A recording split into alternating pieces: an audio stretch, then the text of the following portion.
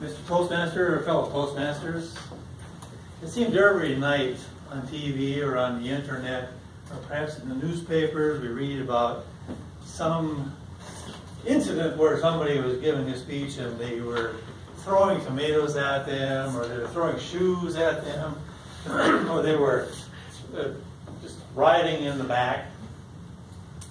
Or we see where some wimpy university professor has decided to cancel some speaker because he's afraid that there will be some adversarial opinions being given there. So universities, as I recall, the last few years have canceled a lot of presentations because they did not want to have an adversarial speaker.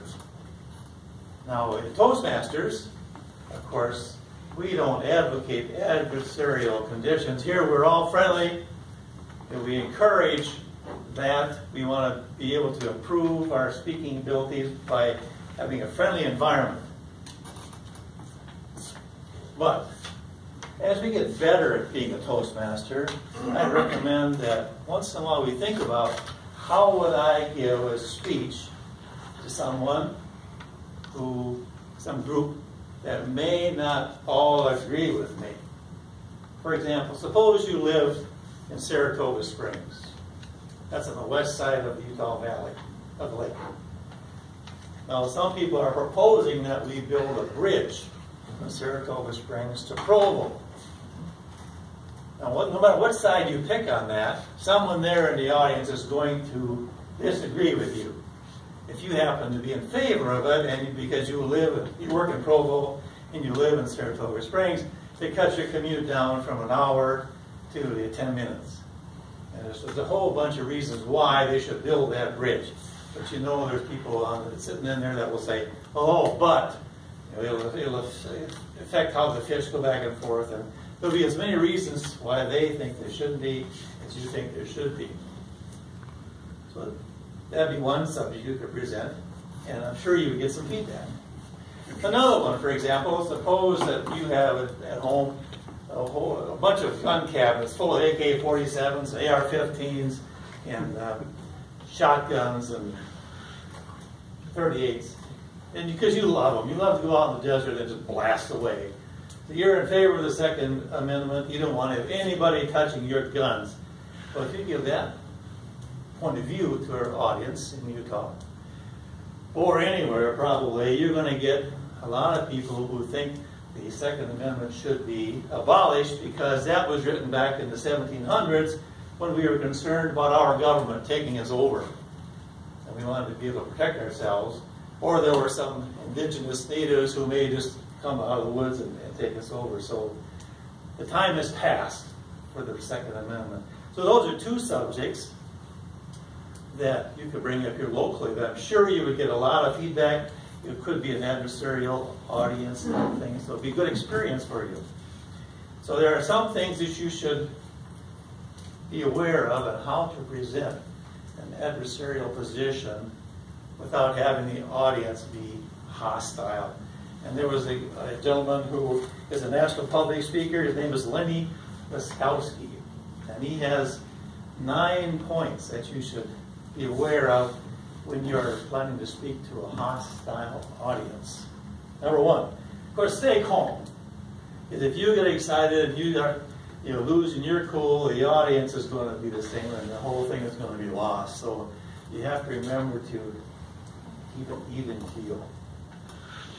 Second, listen to the questions that they're asking. Make sure that you understand them, and repeat the question, because quite often in an audience, people don't hear what the question is and you lose them, and it's just a mess. So ask them to explain very clearly what his question is so that you can answer them. Third one, and I think this is very important, don't take the me against you approach.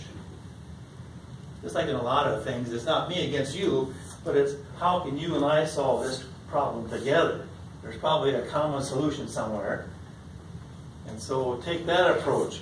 Yeah, you disagree with me. I think I have a pretty good position here. I understand your position. How can we come together and solve this problem? The best way to know how to handle that is to learn both sides.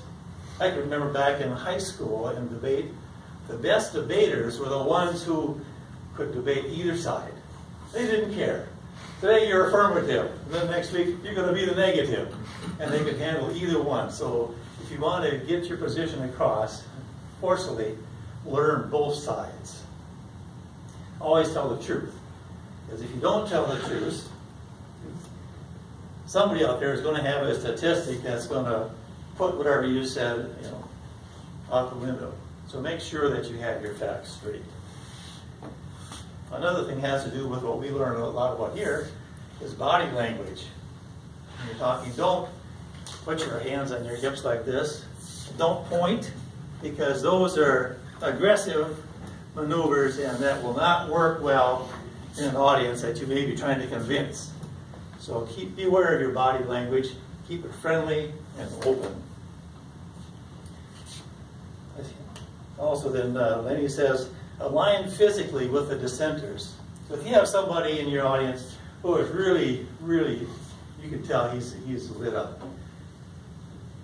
Lenny recommends that you go close to him, and not within his personal space, but get closer to him. Because if he's away in the third row in the back, he's going to get there screaming, and he might be just carrying on. But if you get up pretty close to him and say, "Okay, now Damon, let's, what is your opinion here?"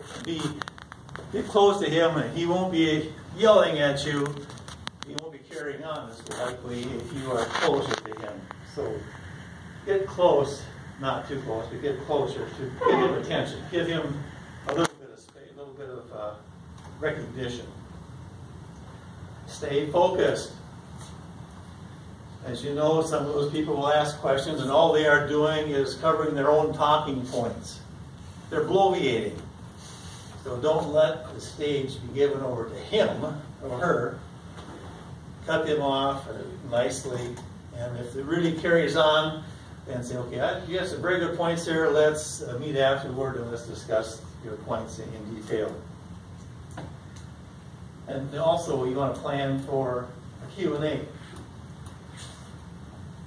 And when you give the answers in your Q&A, refer back to the points that you had in your speech to strengthen your point of view. So you say, I get your point, but as I said in my presentation earlier, the bridge across Utah Lake is going to save 50,000 gallons of gas a day because people won't have to commute, and that way it's better for the trees and the environment and whatever. So have a point that you can refer to in your speech. And conclude, emphasize, summarize, like we've all learned in Toastmasters. You say what you're going to say, and then you say it, and then you say what you said, right? You summarize your points so that the audience leaves with your points of view in their mind.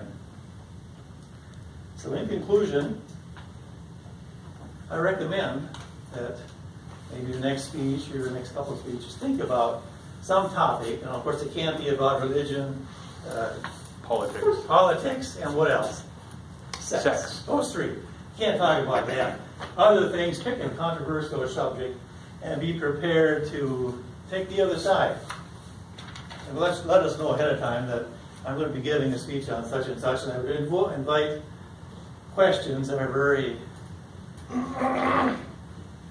interrogative, I guess, at the end, if you don't mind. So in closing, I think, we are all trying to be better Toastmasters.